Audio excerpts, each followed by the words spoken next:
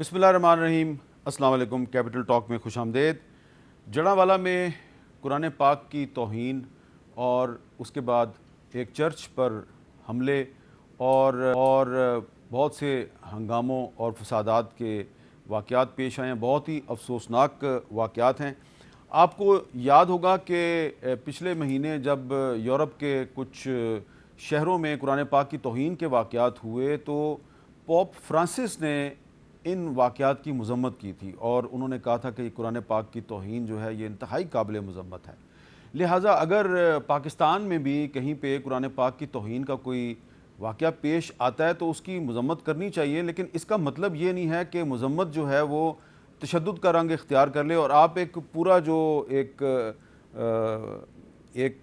मजहबी गिरोह है उसको इसका ज़िम्मेदार करार दे दें और उसकी इबादत गाहों पर हमले करें। तो कुरान पाक की तौहीन भी इंतहाई काबिल मज़म्मत है, लेकिन इसके साथ ही साथ जो किसी की इबादत गाह है, वो चर्च है या कोई मंदिर है, उस पर अगर कहीं पे हमला होता है तो ये भी बहुत ही काबिल मज़म्मत है और ये इस्लाम की तालीमात की सरीहन खिलाफवर्जी भी है। आप जानते हैं कि बहुत सी अहादीस नबवी हैं। नबी करीम हज़रत मोहम्मद सल्लल्लाहु अलैहि वसल्लम की एक हदीस है, उन्होंने कहा है कि ख़बरदार, जिस किसी ने किसी अक़लीती फ़र्द पर जुल्म किया या उसका हक़ गस्ब किया या उसको उसकी इस्ताअत से ज़्यादा तकलीफ़ दी या उसकी रज़ा के बगैर उससे कोई चीज़ ली तो रोज़े क़यामत में उसकी तरफ से उस मुसलमान के ख़िलाफ़ झगड़ूँगा। तो ये एक बहुत ही मुस्तनद हदीस है। तो आज पाकिस्तान में ये जो वाक़यात पेश आ रहे हैं ये बताते हैं कि इंतहा पसंदी जो है और शिद्दत पसंदी ये बहुत ज़्यादा इसमें इजाफ़ा हो रहा है। और अगर यूरोप में कुरान पाक की तौहीन होती है तो वो भी काबिल मज़म्मत है, और पाकिस्तान में अगर किसी मजहबी अक़लियत की इबादत गाह पर हमला होता है तो ये भी बहुत ही बुरी बात है। सिर्फ़ इस्लाम की बदनामी का बायस नहीं है बल्कि पाकिस्तान की भी बदनामी का बायस है। एक और बहुत अहम वाक़या हुआ है, कल रात को पेट्रोल की कीमतों में इजाफ़ा हो गया और पेट्रोल की जो कीमत में इजाफ़ा हुआ है उसने पाकिस्तानी अवाम की एक बड़ी अक्सरियत को शदीद मायूसी का शिकार किया है। और इसके साथ ही साथ आप जानते हैं कि निगरान हुकूमत जो है उसकी काबीना की अभी तश्कील का मरहला मुकम्मल नहीं हुआ, लेकिन पेट्रोल की कीमत जो है वो इजाफ़ा हो गया उसमें। और लग ये रहा है कि जो निगरान हुकूमत आई है ये शायद IMF के साथ जो मुआहदा किया गया है उस पर अमल दरामद को यकीनी बनाएगी। तो आज बहुत से इशूज़ हैं, उस पर गुफ्तगू के लिए हमारे साथ मौजूद हैं जनाब शुएब शाहीन साहब जो हैं रुकन हैं कोर कमेटी के पाकिस्तान तहरीक इंसाफ के, और जनाब मोहसिन शाहनवाज रांझा साहब साबिक वज़ीर हैं और मुस्लिम लीग नून के रहनुमा हैं, दोनों ही माहिरीन कानून हैं। तो इससे पहले कि मैं गुफ्तगू का आगाज़ करूँ, ये जो पेट्रोल की कीमत में इजाफ़ा हुआ है इसमें इसके बारे में अवाम क्या कह रहे हैं, ज़रा पहले अवाम की राय सुन लें। निगरान हुकूमत जो आई है हमें इससे उम्मीद थी कि चलो हो सकता है ये नहीं बढ़ाएंगे। शहबाज शरीफ जाते जाते जो है वो 20 रुपये बढ़ा गया, अब ये 18 रुपये रात का जो इन्होंने निगरान हुकूमत ने बम मारा है, इसका मतलब तो यही है कि जो भी आएगा वो आवाम के लिए मसीहा बन के नहीं आ रहा। वज़ीर आज़म से गुजारिश है कि वो हमें ये बताएं कि हम बाइक में पेट्रोल डालें या खाना खा लें। हमें तो खाने के भी पैसे पूरे नहीं होते हैं। हमें तो आपने मार के रख दी है, मतलब अब हम जिए भी ना, अपने बच्चों को 2 वक्त की रोटी भी ना खिलाएं। खुदा का वास्ता है कोई थोड़ा रहम करें हमारे पे। ये अपने खर्चे कम नहीं करते हैं और हमारे ऊपर बम गिराए जाते हैं पेट्रोल के। फ्यूल प्राइसेस बढ़ी हैं अभी तो सब कुछ बढ़ जाएगा। तो असल में होना ये चाहिए जो हमारे सरकारी मुलाजमों को और बाकी लोगों को फ्री फ्यूल मिल रहा है, अगर ये वो ख़त्म कर दें तो मैं समझता हूँ काफ़ी हद तक बेहतरी आ जाएगी। निगरान हुकूमत आई है, रातों रात इन्होंने 15-20 रुपये बढ़ा दिए। इतनी महंगाई हो चुकी है कि लोग खुदकशी करने को तैयार हैं। अच्छा मोहसिन शाहनवाज रांझा साहब, आप तो माहिर कानून हैं, लेकिन ज़ाहिरी बात है जो मुईशत है वो तो हर पाकिस्तानी का मसला है। जब 1 जनवरी 2023 को जब शहबाज शरीफ साहब वज़ीर आज़म थे तो पेट्रोल था 214 रुपये फ़ी लीटर और डीज़ल था 227 रुपये फ़ी लीटर। फिर 1 अगस्त को पेट्रोल हो गया जी 272 रुपये फ़ी लीटर और डीज़ल हो गया 273 रुपये फ़ी लीटर। और कल रात को यानी 16 अगस्त 2023 को निगरान हुकूमत के दौर में पेट्रोल हो गया जी 290 रुपये फ़ी लीटर और डीज़ल हो गया 293 रुपये फ़ी लीटर। यकीनन आप इसकी ज़िम्मेदारी जो है वो तहरीक इंसाफ की जो हुकूमत जो पिछले साल ख़त्म होगी उसी पे डालेंगे, लेकिन इतना तो आप थोड़ा सा बता दें कि और मज़ीद कितना पेट्रोल महंगा करना है, ये 300 रुपये से ऊपर जाएगा? हामिद साहब, जहाँ तक آپ کا سوال ہے پیٹرول اور ڈیزل کی قیمتوں کے حوالے سے، وہ بنیادی طور پہ آپ اگر دیکھیں تو یہ سارا جو صورتحال جو شروع ہوتی ہے، یہ صورتحال اگر نواز شریف صاحب کے دور سے ہم اس چیز کا آغاز کر لیں، اور نواز شریف صاحب کے دور سے اگر پیٹرول کی قیمتوں میں کتنا اضافہ ہوا جب ان کو وزیر اعظم کی کرسی سے ہٹایا گیا ایک عدالتی فیصلے سے، تب سے لے کے آج تک اس میں کوئی شک و شبہات نہیں ہے کہ تیل کی قیمت میں اضافہ ہی ہوا ہے. اور ہمارے پاس بھی ہمیں بھی ورثے میں وہی ایک، جس طرح نواز شریف صاحب کی گورنمنٹ کے بعد خان صاحب کی گورنمنٹ آئی، انہوں نے تیل کی قیمتیں مزید بڑھائیں اور IMF سے جاتے باری ایک معاہدہ کر کے چلے گئے، اور اس معاہدے کے بیچ میں جو شرائط تھیں وہ ظاہر ہے ہمیں بھی ماننی پڑی. اگر اس معاہدے کو دوبارہ سے ریوائز نہ کیا جاتا اور ان شرائط پہ عمل درآمد نہ کیا جاتا جو کہ عمران خان ایگری کر کے گئے تھے with regard to tax collection from the petroleum head, تو وہ پھر ہم بھی اسی صورتحال کا شکار ہو جاتے کہ پاکستان سے پھر IMF نے کہنا تھا کہ آپ سے ہم بات چیت کرنے کے لیے تیار نہیں ہیں. بہرحال جو قیمتیں بڑھائی جا رہی ہیں ان دا لانگ رن، پاکستان کے اس مسئلے کا حل یہ ہے کہ انفلیشن ہے اور اس کے بعد جو پیٹرول ڈیزل کی قیمتیں ہیں، کھانے پینے کی اشیاء کی قیمتیں، یہ تو پوری دنیا میں بڑھ رہی ہیں. لیکن جو سب سے بڑی چیز ہے، اگر ہمارا سورس آف انکم، اگر انکم جنریشن شروع ہو جائے، جو کہ ہم پر امید ہیں کہ جس طریقے سے اکنامک سائیکل کو شہباز شریف صاحب کی جب ٹینیور ختم ہوا تو اکنامک سائیکل کو انہوں نے کوشش کی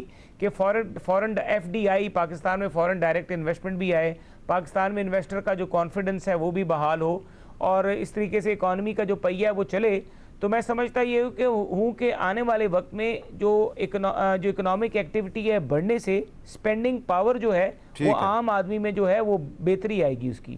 تو انشاءاللہ تعالی ہم تو امید کر سکتے ہیں، لیکن جو قیمتوں کا اضافہ کیا گیا میں بھی اس کی مذمت کرتا ہوں. اچھا، اب شعیب شاہین صاحب، جب پچھلے سال پیٹرول مہنگا ہوا تھا اور نئی تحریک انصاف کی حکومت ختم ہوئی تھی، تو شوکت ترین صاحب نے اور عمر ایوب صاحب نے ایک پریس کانفرنس کی تھی، اس میں انہوں نے ایک پریڈکشن کی تھی. اس وقت ان کی وہ پریڈکشن کامیاب نہیں ہوئی، لیکن آپ سے ہم آپ کو سنوانا چاہتے ہیں پریڈکشن، پھر آپ سے بات کرتے ہیں. آپ کا ڈیزل اور پیٹرول جولائی میں اگلے مہینے یہ تقریباً 300 اور 310 روپے فی لیٹر پہ جائے گا. 300 اور 310 روپے فی لیٹر. اچھا، اب یہ کیونکہ یہ دونوں جو وزراء حضرات ہیں یہ تحریک انصاف کی حکومت میں شامل تھے، تو ان کو پتہ تھا کہ IMF کے ساتھ کیا معاہدہ ہوا ہوگا، تو انہوں نے پریڈکشن کی کہ 310 روپے فی لیٹر تک جائے گا پیٹرول. لیکن ان کی پریس کانفرنس کے بعد اضافہ ہوا، لیکن اتنا اضافہ نہیں ہوا. اب آپ کو لگتا ہے اب نگران حکومت آ گئی ہے تو پھر 300 سے اوپر ہی جائے گا؟ دیکھیں، پہلی بات تو یہ ہے کہ میرے دوست نے پچھلا تو نواز شریف صاحب کا زمانہ بتا رہے تھے، اور ان کے اپنے سارے منسٹرز کی سب کی کہ اتنی مہنگائی 10 روپے ایک دن کے لیے بڑھا دیے. 150 تھا، 160 سے 150 پہ آیا، اور کہتے تھے کہ جی یہ جاتے جاتے 10 روپے کم کیوں کر دیے. اس پہ بہت شور مچایا. مجھے بتا دیں، پہلی بات تو یہ ہے کہ مہنگائی مکاؤ مارچ یہ لے کر آئے تھے نا. نو کانفیڈنس موشن کے پیچھے پرپز کیا تھا؟ یہ نہیں تھا کہ ہم نے کس لیے ان کو ہٹا رہے ہیں، اس لیے ہٹا رہے ہیں کہ انہوں نے مہنگائی آسمان پہ پہنچا دی ہے، غریب کو کھانے کو نہیں مل رہا. اس وقت مہنگائی تھی 12%، ان کے اپنے انڈیکیٹرز اور ان کے اعداد و شمار ہیں، آج 38% کو کراس کر گئی ہے. ان کے اپنے اعداد و شمار کے مطابق 150 یا 160 بہت مہنگا ہے، یا 138 پہ جب گیا تھا انہوں نے اتنا شور مچایا تھا. تو آج تو پھر 300 پہ تو یہ پہنچا کے گئے تھے، یہ 280 سے پھر واپس لائے تھے. تو اور جی رشیا سے پیٹرول آ رہا ہے اور بڑا جی جو ہمارے لیے ملک کے لیے بڑا زبردست پروگرام ہو جائے گا. بھائی اگر اتنے آپ انڈیپینڈنٹ ہیں، جو 37 روپے لیٹر پیٹرول آپ کو ایران دینے کو تیار ہے تو وہاں سے لیتے نا. اچھا، اگر آپ نے رشیا سے لینا ہی تھا تو جس وقت عمران خان اس وقت کر کے آیا تھا وزٹ، اس کے فوراً بعد آپ لے لیتے، آج آپ کا 30% تو کم ہوتا نا. اچھا، اس کے بعد آپ دیکھ لیں $24 بلین تھا جس وقت گئے عمران خان کو ہٹایا نو کانفیڈنس موشن. یہ مہنگائی مکاؤ مارچ والے تھے. آج آپ کے پاس $4 بلین ہے، اور وہ بھی کسی کا مانگا تانگا. پھر آپ کے پاس جو ڈالرز کی پوزیشن تھی 178 170 178 کے درمیان فلکچویٹ کرتی تھی، آج 310 پہ اوپن مارکیٹ میں نہیں مل رہا. یہ آپ کی سچویشن ہے. اور اس کے بعد کوئی ایک چیز مجھے بتا دیں کہ انہوں نے کی ہو. شہباز شریف نے ناصر کھوسا کی سربراہی میں ایک کمیٹی بنائی، اس نے کہا 32 منسٹرز رکھیں. انہوں نے 87 منسٹرز رکھے وزیر و مشیر، جس میں سے 45 کے پاس کوئی محکمہ نہیں تھا. اور انہوں نے پروٹوکول اور جس طرح یاشوں کو کے ساتھ وقت گزارا، اور یہ کہتے ہیں کہ جی ہم IMF جو ہے وہ ان کے ساتھ معاہدہ خراب کیا تھا. مجھے یہ بتائیں کہ معاہدہ تو مفتاح اسماعیل لے آیا تھا, واپس لے آیا تھا, لیکن جس وقت ڈار صاحب آئے اور ڈالر کو کہا کہ میرے آنے سے پہلے 200 سے کم ہو گیا, اور ساتھ کہا کہ جناب میں ان کو بہتر جانتا ہوں. ابھی آپ کو کیا لگتا ہے یہ مزید اوپر جائے گا؟ مجھے تو لگتا ہے کہ 300 کو کراس کرے گا. 300 کو کراؤ. مجھے لگتا ہے کہ گاڑیاں شاڑیاں ہم بیچیں اور ہم جاگر شاگر اٹھائیں یا پیدل یا کچھ سائیکلنگ پہ واپس آئیں. ہمارے بس کا کام نہیں ہے. اور پھر آپ 16 روپے یونٹ بجلی کو آپ نے 50 روپے یونٹ بجلی کر دیا. اگر ہم 2 یا 3 AC اگر ایک گھر میں چلاتے ہیں تو 85 روپے لاکھ روپے کا بل آتا ہے. اچھا اگر مجھے بتائیں کہ یہ طرز عمل کسی حوالے سے انہوں نے کون سا ایسا کارنامہ انجام دیا کہ یہ کہیں کہ جی ہم نے بڑا اچھا کام. اچھا انہوں نے کہا, رجا صاحب نے کہا جی کہ یہ پوری دنیا میں قیمتیں جو ہیں وہ بڑھ رہی ہیں, پیٹرول مہنگا ہو رہا ہے, لیکن پوری دنیا میں ٹھیک ہے اگر مہنگائی ہے تو وہاں پہ انصاف تو ملتا ہے, لیکن پاکستان میں مسئلہ یہ ہے کہ مہنگائی بھی بہت زیادہ ہے اور انصاف مہنگا یا انصاف ملتا نہیں ہے. کل بھی ہم نے ایک ایشو تھا اس پہ تھوڑی سی ڈسکشن کی تھی, آج دوبارہ اس کو اٹھاتے ہیں کیونکہ معاملہ بڑا سیریس ہے کہ لاہور میں ایک 14 سال کا بچہ تھا ارسلان, اس کو پولیس نے گرفتار کیا 9 مئی کے واقعات میں.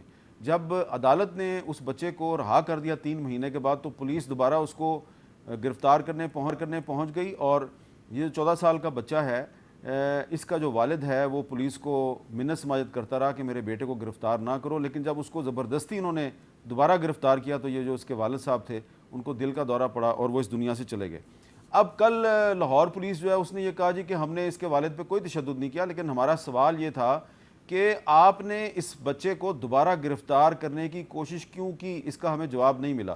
تو اس پر جو ان کے وکیل ہیں اس کے ارسلان کے جنہوں نے اس کی ضمانت کروائی ان سے بات کرتے ہیں. رانا انتظار حسین صاحب جو لاہور بار ایسوسی ایشن کے صدر بھی ہیں. رانا صاحب بہت شکریہ آپ نے ہمیں وقت دیا. رانا صاحب جب یہ بچہ جو ہے ارسلان اس پر کوئی کیس نہیں تھا, جیو فینسنگ میں بھی اس کا کوئی کہیں پہ کوئی نام نہیں آیا, اس کی کوئی تصویر بھی نہیں تھی, عدالت نے اس کو رہا کر دیا, تو پولیس اس کو دوبارہ گرفتار کرنے کیوں پہنچ گئی؟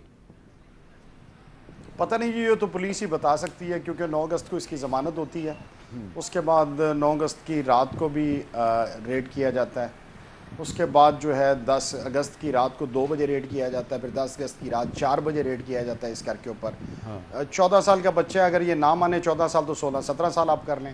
ابھی یہ مئی کے اندر اس نے 9ویں کے بورڈ کے لاہور بورڈ کے ایگزام دیے ہیں, وچ از کرسٹل کلیئرنگ دی ٹوٹل. نہیں ہمارے پاس اس کا بے فارم ہے, اس کی عمر 14 سال ہی ہے, بے فارم کے مطابق اس کی عمر 13 سال ہے. بلکہ چلیں اگر وہ اعتراض کرتے ہیں آپ 2-3 سال بڑھا بھی لیں, آپ کوئی 30 سال کا بھی کر لیں, مگر اگر کسی نے بے گناہ کو اٹھا کے آپ جیل میں ڈال دیتے ہیں, اس کے بعد آگے ظلم ختم نہیں ہوتا. اس کے بعد ایک اور چیز یہ ہے کہ اس کے فادر کی فزیکل ٹارچر پولیس نے نہیں کیا, یہ ہم مانتے ہیں, مگر اس مینٹل ٹارچر کی وجہ سے کیونکہ اس کے ماں باپ پولیس کے قدموں میں گرتے رہے کہ ہمارے بچے کی بیل ہوگی ہے, دوبارہ آپ نہ کریں.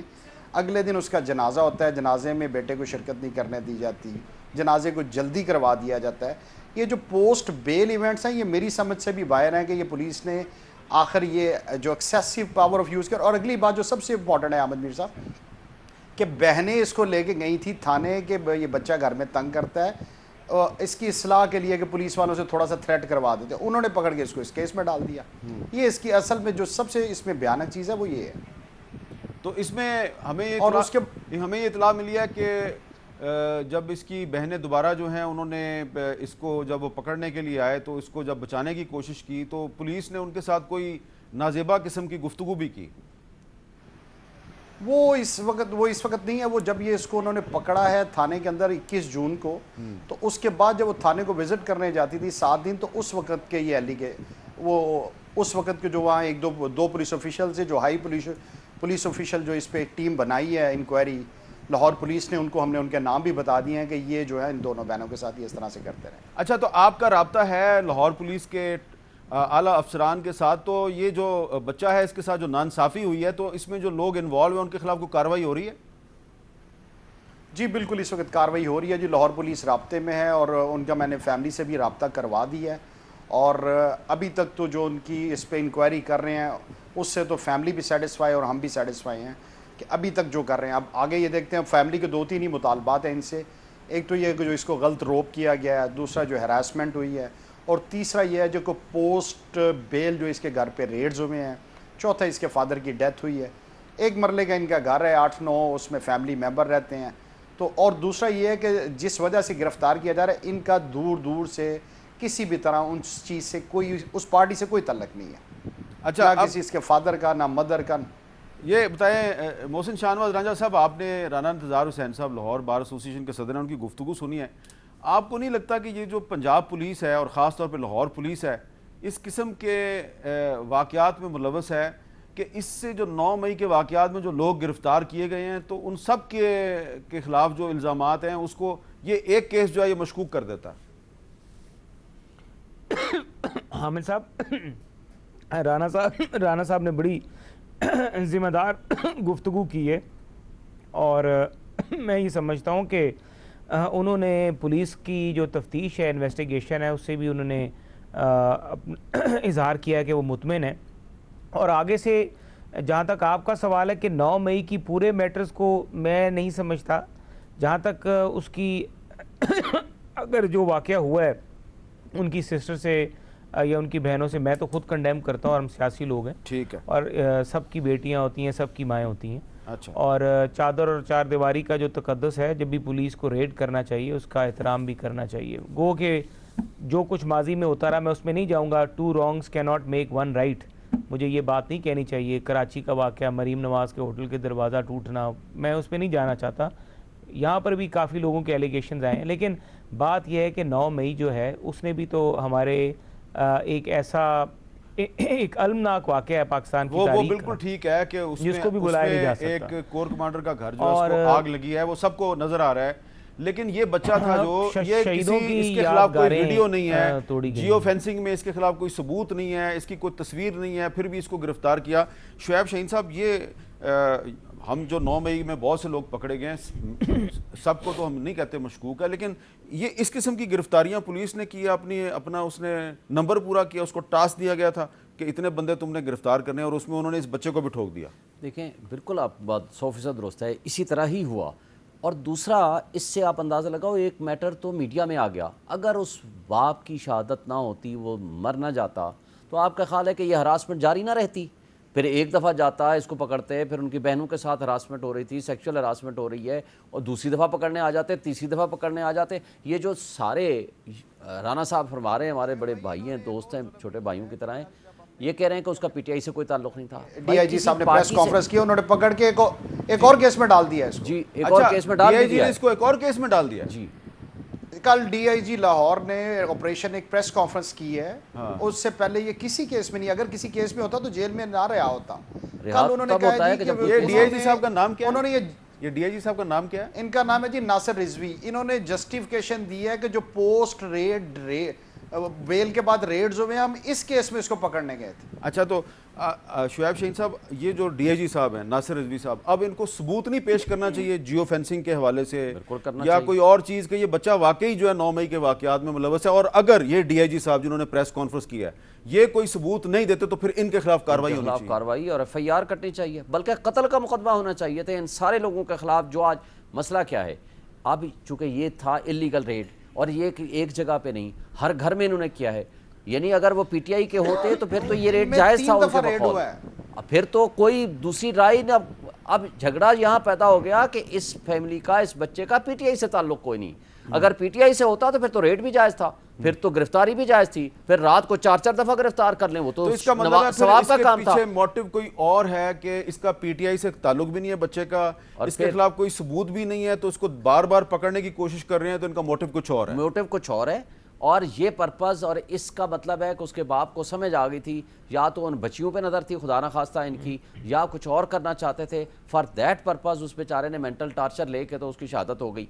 लेकिन मुझे ये बताएं कि क्या अपना इंसाफ लेने के लिए और हक सच तक पहुंचने के लिए अब ये मीडिया में आया, तो वो नासिर साहब आगे सिर्फ जस्टिफाई करने के लिए कि पोस्ट बेल हमने रेड क्यों किया, सिर्फ उसको जस्टिफिकेशन के लिए। अच्छा, ये तर्ज अमल है पंजाब पुलिस का हर दूसरे घर के साथ। राना इंतजार साहब, अब आप तो एक वकील के तौर पे आपने एक गरीब ख़ानदान की मदद की रज़ा कराना तौर पे, कुछ दिन तक आप इसको फॉलोअप भी करेंगे, लेकिन आपको ये नहीं लगता कि जब कुछ दिन गुजर जाएंगे تو اس کے بعد پولیس جو ہے وہ پھر اس خاندان سے کوئی انتقام لینے کی کوشش کرے گی؟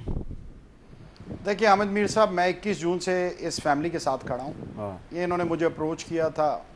یہ غریب لوگ ہیں, ہم پرو بونو اس کیس کو کر رہے ہیں, اور اس کی والدہ سے بھی میں نے وعدہ کیا تھا. مجھے تو نہیں پتا تھا یہ میٹر ٹی وی پہ ہائی لائٹ ہو جانا ہے بعد میں تو چپ کر کے یہ میٹر کر رہا تھا. 9 اگست کو اس کی بیل بھی کروا دی, 1 مہینہ 20 دن. ایک اور چیز آپ کو بتا دوں امپورٹنٹ, میں نے ہر پولیس آفیشل سے رابطہ کیا جس وقت یہ لڑکا اریسٹ بھی ہوا ہے کہ یار یہ آپ بچے کے ساتھ زیادتی کر رہے ہیں, اور ہر ایک کو میں نے انفارم کیا, مگر ان 50 جب تک یہ نیوز سوشل میڈیا پہ بریک نہیں ہوئی کسی نے میری بھی نہیں سنی.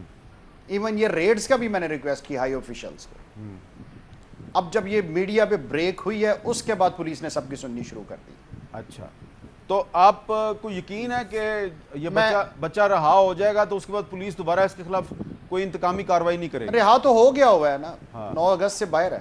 اچھا, لیکن ریڈز دوبارہ ہو رہی ہیں, اور ڈی اے جی نے کل پریس کانفرنس کیا کہ ہم اس کو دوبارہ پکڑیں گے.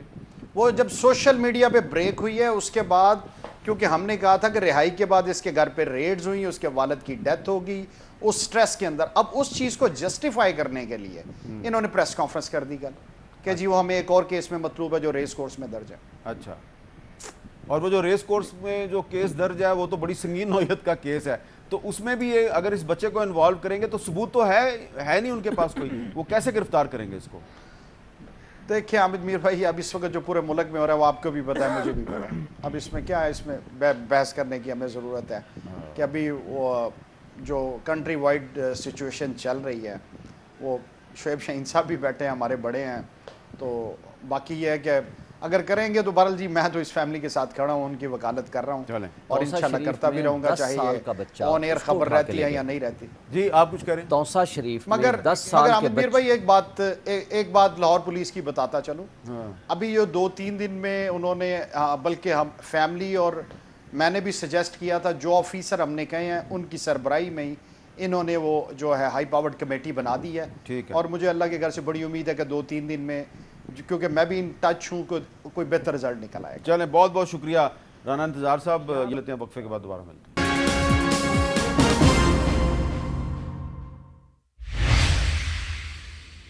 کیپٹل ٹاک میں دوبارہ خوش آمدید. تحریک انصاف کے وائس چیئرمین اور سابق وزیر خارجہ شاہ محمود قریشی صاحب نے نگران وزیر اعظم انوار اللہ کاکڑ صاحب کو ایک خط لکھا اور اس میں اس امید کا اظہار کیا ہے کہ 90 دن کے اندر الیکشن ہو جائے گا. اور دوسری طرف سپریم کورٹ بار ایسوسی ایشن کی طرف سے جو مردم شماری کا جو معاملہ ہے اس پر بھی ایک درخواست دائر کر دی گئی ہے سپریم کورٹ میں. تو اس میں اب میں آپ سے جاننا چاہوں گا شعیب شاہین صاحب, آپ کو اب کیا لگ رہا ہے کہ آپ کی پارٹی کے وائس چیئرمین شاہ محمود قریشی صاحب نے ایک اچھی امید کا اظہار کیا ہے نگران حکومت سے, تو کہیں ایسا تو نہیں تاثر آپ کی پارٹی میں کہ شاید یہ نگران حکومت جو ہے یہ معاملات کو تھوڑا سا بیلنس کرنے کے لیے شاید پیپلز پارٹی اور مسلم لیگ نون کو بھی تھوڑا رگڑا لگائے گی, تو اس لیے آپ ذرا اس کے بارے میں نرم ہیں؟ دیکھیں, پہلی بات ایک بات صرف کر کے جو پچھلا والا واقعہ تھا کہ ایک توسا شریف میں 10 سال کے بچے کو اٹھا کر کے جیل لے گئے اور اس کی ماں کو آ کر کے ہراس کرتے ہیں. اس نے پھر اپنی سٹیٹمنٹ دی, سوشل میڈیا پہ بڑا سرکولیٹ ہوا. اس نے کہا جی میں نے پوچھا 6 گھنٹے مجھے بٹھایا کہ بھائی مجھے کیوں لائے ہو, 10 سال کا بچہ. انہوں نے کہا جی تیرا باپ پی ٹی آئی کا ہے, وہ بھاگ گیا ہے, ہم نے اس کو پکڑنا ہے. انہوں نے کہا بھائی میرے باپ کو پکڑو, میری ماں کو, مجھے, ہمیں کیوں تنگ کر رہے ہو, ہمارا قصور کیا ہے. تو یہ صرف ایک گھر کی نہیں, گھر گھر کی بات ہے. اور جو پنجاب پولیس کر رہی ہے یہ میرا خیال ہے ہمیں سوچنا پڑے گا کہ ہم یا فلسطین میں ہیں یا کشمیر میں کہاں رہتے ہیں. یہ طرز عمل جنہوں نے اڈاپٹ کر رکھا ہے یہ ہر گھر کی بات ہے. اب میں آگے آتا ہوں. شاہ محمود قریشی صاحب نے, یہ ہماری CC کا بھی فیصلہ تھا کہ ان کو خط لکھیں گے, ان کو احساس دلائیں گے کہ آپ کی کانسٹیٹیوشنل ایبلیگیشن کیا ہیں. آپ نے کانسٹیٹیوشنل ایبلیگیشن کے مطابق آپ نے یہاں الیکشن کرانے کے لیے آئے ہیں, آپ کا اور کوئی کام نہیں ہے. اور 90 ڈیز کا مطلب 90 ڈیز ہیں انڈر آرٹیکل 224. اور اگر آپ اپنی ذمہ داریاں پوری کریں گے تو تاریخ آپ کو ایک اچھے آئین پہ عمل درآمد کرنے والے پرائم منسٹر کے طور پر یاد رکھے گی. اور اگر آپ نے محسن نقوی کی پیروی کرنی ہے تو آپ کا بھی اسی طرح سرنگوں ہوں گے جس طرح فاشزم اس وقت وہاں ہو رہی ہے.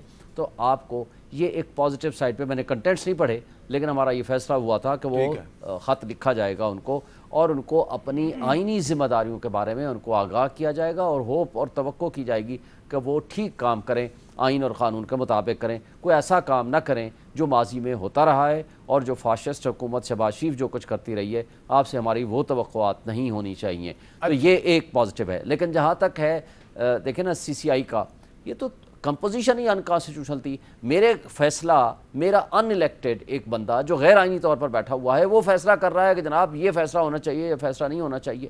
یہ کیسے کر سکتا ہے کہ جو الیکٹڈ, اس میں تو دیکھیں پیپلز پارٹی نے کیا کہا تھا, یا ان سب نے 30 اپریل کو ختم ہو گئی تھی مردم شماری. اگر آپ کو واقعی ضرورت تھی تو آپ مئی میں, جون میں, جولائی میں کر لیتے. آپ نے نہیں کیا.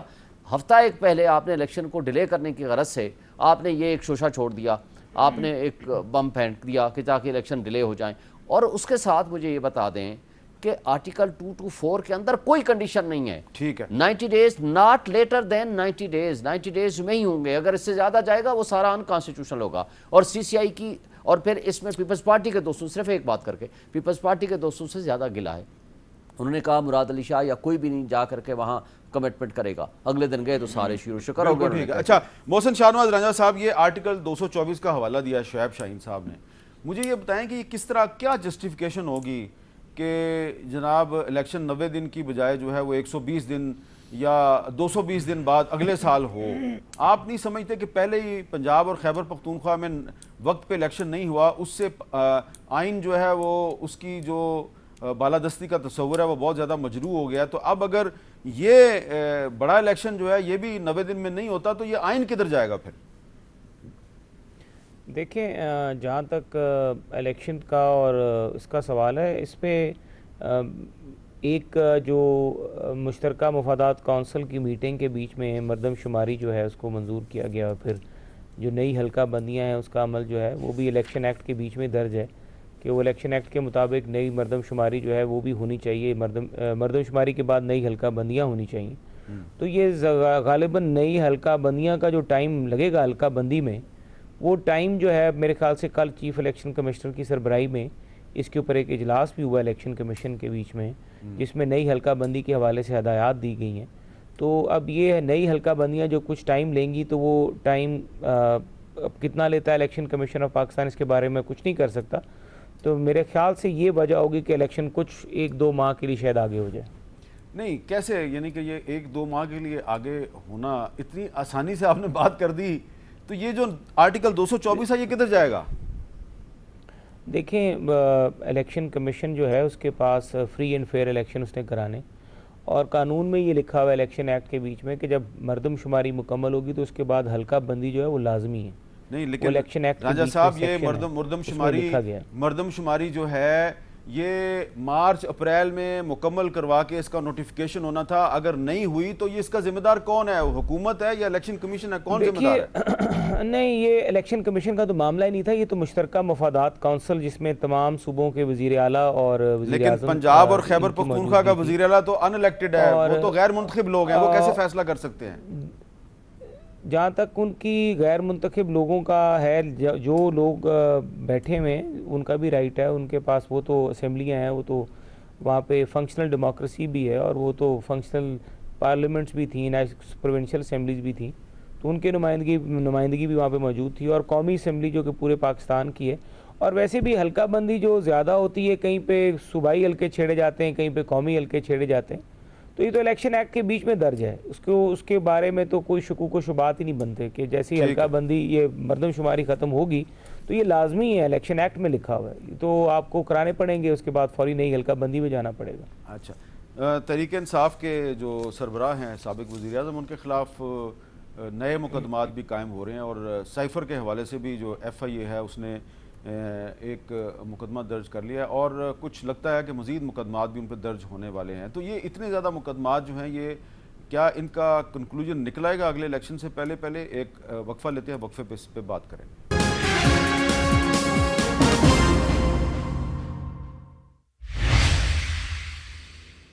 کیپٹل ٹاک میں خوش آمدید. تحریک انصاف کے سربراہ کے خلاف بہت سے مقدمات کی انکوائریاں ہو رہی ہیں, اور کچھ نئے مقدمات بھی ان کے خلاف درج ہو رہے ہیں. توشہ خانہ کیس میں بھی ایک انکوائری جو ہے اس میں ان کی اہلیہ محترمہ بشرا بی بی کو بھی شامل تفتیش کیا گیا ہے, اور جو تفتیشی ٹیم ہے اس نے ایک آڈیو جو ہے وہ ان کو سنوائی اور بشرا بی بی صاحبہ نے کہا کہ یہ آڈیو جو ہے یہ میری نہیں ہے. یہ آڈیو پہلے بھی شاید آپ سن چکے ہوں گے. تو یہ ان کے ایک بنی گالہ میں جو ان کے گھر کا ایک ملازم ہے اس کے ساتھ گفتگو ہے, ذرا سنیں یہ آواز کس قسم کی ہے. ہیلو جی السلام علیکم. ہاں جی وعلیکم السلام. یہ جو توشہ خانے سے چیزیں آئی تھیں, آپ نے انور کو کہا تھا کہ ان کی تصویریں کھینچ کے بھیجو مجھے؟ نہیں میں نے تو نہیں کہا تھا. تو کیوں کھینچی تھی اس کی تصویریں؟ گھر کے اندر جو چیز آتی ہے اس کی تو تصویریں نہیں کھینچتے, جو گھر سے باہر جاتے ہیں ان کی چیزیں ان کی تصویریں کھینچنی چاہیے. صرف یہ تھا کہ میرے پاس آ رہی ہے اس کی کیوں تصویریں کھینچی جا رہی ہیں؟ نہیں میں نے نہیں کہا تھا بی بی, میں نے نہیں کہا تھا. انعام نے کہا ہے اور میں نے اس کو بھیج دی. ہولڈ کریں, آپ نے انعام کو بھیج دی تصویریں؟ وہ کہہ رہے ہیں مجھے کہیں بھیج دی. نہیں بھیجی ہے لیکن میں نے کہا نہیں. یہ کافی لمبی آڈیو ہے. بہرحال یہ جو انعام صاحب ہیں یہ ان کا یہ دعویٰ ہے کہ جی یہ میری گفتگو ان کے ساتھ ہوئی ہے, لیکن بشرا بی بی نے تفتیشی ٹیم سے کہا کہ یہ آواز میری نہیں ہے, یہ کنکاکٹڈ ہے. شعیب شاہین صاحب, یہ آپ کا اس بارے میں یقیناً وہی موقف ہوگا جو بشرا بی بی کا ہے, لیکن آپ کو لگتا ہے کہ یہ اس معاملے میں یہ بشرا بی بی کے گرد بھی گھیرا تنگ ہو رہا ہے؟ دیکھیں گھیرا تنگ تو پچھلے 1 سال سے مستقل ہو رہا ہے, پچھلے 1.5 سال سے. خان صاحب کے خلاف 180 سے زائد مقدمات اب مزید بھی بنے جا رہے ہیں, جو آج پتہ چلا ہے کہ فیہ نے بھی ایک نیا پرچہ کر دیا. یہ ساری چیزیں چل رہی ہیں. کسی مقدمے میں بھی کوئی جان نہیں تھی. اگر جان ہوتی نا تو ان کو اس فضول نان ڈکلیریشن یا مس ڈکلیریشن کے اوپر ان کو کنوکشن کرانے کی ضرورت نہ ہوتی اگر واقعی کوئی سیریس مقدمہ ہوتا. میں اپنے دل سے کہہ رہا ہوں, یہ پچھلے 4 سال ہم نے یہ سنا کہ جناب آٹا چور, چینی چور, کرپشن میں ملوث, یہ ہو گئے وہ ہو گئے. خان کے خلاف اگر ان کے پاس کوئی کرپشن کا 1 روپے کا بھی ثبوت ہوتا نا تو ان کو اس طرح کے فضول مقدمے میں کنوکشن کرانے کی ضرورت نہ پڑتی. آج ان کو وکیلوں سے ملنے نہیں دیا جا رہا. مجھے بتائیں آج 13 دن ہو گئے ہیں, ایک دن پہلے دن ایک وکیل ملا, پنجوتا صاحب, اس کے بعد کوئی نہیں ملا. اس کے بعد ہم جو وکیل جاتا ہے اس کے خلاف FIR کٹ جاتی ہے کہ جی آئے. آپ کے خلاف درج ہوئی ہے کوئی؟ میں تو اتفاق سے نہیں جا سکا, ہم باقی جو لوگ گئے ان کے خلاف FIR کٹ گئی. اب ہم نے ہائی کورٹ میں رجوع کیا کہ ہمیں اجازت دے دیں ہم وہاں جائیں. ہائی کورٹ نے آرڈر دے دیا. انہوں نے کہا but it is again subject to approval of the jail superintendent. Jail superintendent کے پاس جاتے ہیں, وہ کہتا ہے کہ جی میں تو نہیں دیتا. آپ کو پتہ ہے وہاں پہ کون سا جیل سپرنٹینڈنٹ ہے؟ ہمیں نہیں پتا. یہ وہی ہے جو جب اڈیالہ جیل کا سپرنٹینڈنٹ تھا تو اس وقت جب نواز شریف صاحب سے حنیف عباسی نے جیل میں ملاقات کی تھی تو اس سپرنٹینڈنٹ کو ٹرانسفر کر دیا گیا تھا. اب وہ اٹک جیل کا سپرنٹینڈنٹ. لیکن میں صرف ایک بات کہتا ہوں, بینگ سابق پرائم منسٹر, اس کا یہ حق ہے کہ اس کو ایک صاف ستھرا کمرہ, میں اسی کی بھی بات نہیں کرتا, کچھ نہیں کرتا, صاف ستھرا کمرہ, قرآن مجید ود ترجمہ اور وہاں نماز پڑھنے کی ان کو اجازت ہو. ان کو کم سے کم یہ فیسلٹیز تو دے دیں. قرآن مجید ود انگلش ٹرانسلیشن انہوں نے مانگی ہے, اب وہ دینے کو تیار نہیں ہے. مجھے یہ بتا دیں, ہم 180 مقدمات میں وکیل ہیں, کئی وکیل ہیں, کوئی ایک نہیں ہے. اب ظاہر ایک وکیل کر بھی نہیں سکتا. 180 سے زائد مقدمات وکیلوں نے انسٹرکشنز لینی ہے, اپنے وکالت نامے لینے ہیں, ہم نے کوئی پٹیشن فائل کرنی ہے, ہمارے پاس وکالت نامے نہیں ہیں. اور ہمیں نام ملنے کی اجازت نہیں ہے. کیا اس سابق پرائم منسٹر کو جیل مینول کے مطابق کیسز میں آپ عمران خان کے وکیل ہیں؟ میں کوئی 8-10 میں ہوں. اچھا رنجا صاحب, مجھے یہ بتائیں کہ یہ کیا یہ رائٹ نہیں ہے سابق وزیر اعظم کا کہ ان کے وکیلوں کو ان سے ملاقات کی اجازت دی جائے اور جیل مینول کے مطابق انہیں جیل میں سابق پرائم منسٹر کو ایک صاف ستھرا کمرہ دیا جائے؟ جہاں تک مجھے علم ہے حامد صاحب, ان کو تمام سہولیات جو ہے وہ میسر ہیں, اور نماز کی بھی ان کو سہولت میسر ہے, اور قرآن مجید کی بھی تلاوت بھی وہاں پر ہے. بلکہ مجھے تو پتہ لگا کہ مسجد میں جو وہاں پر جیل کے بیچ میں امام ہیں شاید وہ بھی ان سے رابطے میں ہیں. ان کو کوئی بھی چیز پڑھنی ہو, سیکھنی ہو, سمجھنی ہو تو وہ بھی ان کو بتا رہے ہیں. انگریزی ٹرانسلیشن والا جو قرآن مجید کا میں نے سنا ہے کہ درخواست انہوں نے دی ہے, اگر کورٹ نے الاؤ کیا تو جیل مینول کے بیچ میں جو بھی ان کے رائٹس بنتے ہیں. لیکن اگر ہم پاکستان, ہماری قومی زبان اردو ہے, تو ہمیں کم از کم پاکستان کے کسی بھی الیکشن لڑنے والے شخص کو اردو زبان ضرور آنی چاہیے, کیونکہ تقریباً تمام تفاسیر بھی جو ہیں وہ اردو میں ہی ہیں. اور میرے خیال سے جب ہم پاکستان کی بات کرتے ہیں تو اردو زبان جو ہے وہ پاکستان کی. اچھا چلیں, وہ آپ کی بات ٹھیک ہے, لیکن یہ بتائیں کہ یہ توشہ خانہ کیس ہے, اس میں تو آپ نے بھی ایک, بلکہ مدعی کا سٹیٹس ہے آپ کا, آپ تو اس میں پٹیشنر ہیں, تو اس میں کیا یہ مناسب ہے کہ جو ان کی اہلیہ محترمہ ہیں ان کو بھی اس میں روپ ان کیا جائے اور تفتیشی ٹیم ان سے جا کے پوچھے کہ یہ ذرا اپنی آواز سنیں اور یہ آپ کی آواز ہے یا نہیں ہے؟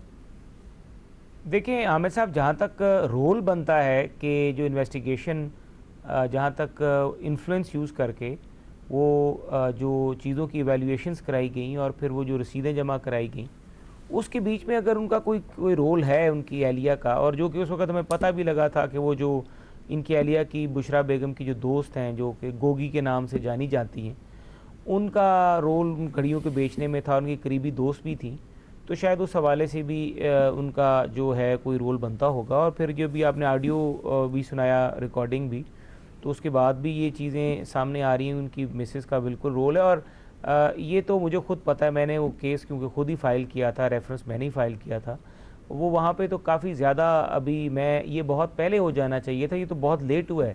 کیبنٹ ڈویژن کے بیچ میں جو توشہ خانہ کے لوگ تھے ان کو پہلے تو تحفظ حاصل رہا، اور جب میں نے توشہ خانہ کا کیس دائر کیا تو میں یہ کہتا رہا کہ یہ ساتھ میں ایف آئی اے کا بھی کیس بنتا ہے، نیب کا بھی بنتا ہے، یہ مس یوز آف اتھارٹی ہے.